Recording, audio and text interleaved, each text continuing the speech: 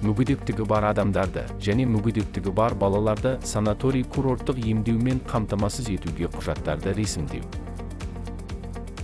Egov.kz порталында авторизациядан өтіңіз.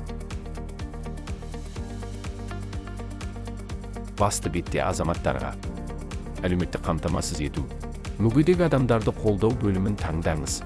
Мүгедектігі бар адамдарды және мүгедектігі бар балаларды санаторий курорттық емдеумен қамтамасыз етуге құжаттарды ресімдеу қызметін таңдап, онлайн сұрау батырмасын басыңыз.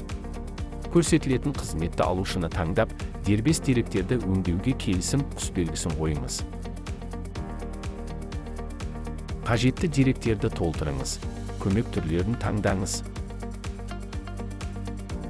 Өтінімге қол қоюдың қолжетімді әдістерінің бірімен қол қойыңыз. Сіз өзіңіздің жеке кабинетіңізде көрсетілген уақыт ішінде келіп түсетін өтінімді өңдеу туралы хабарламамен таныса аласыз.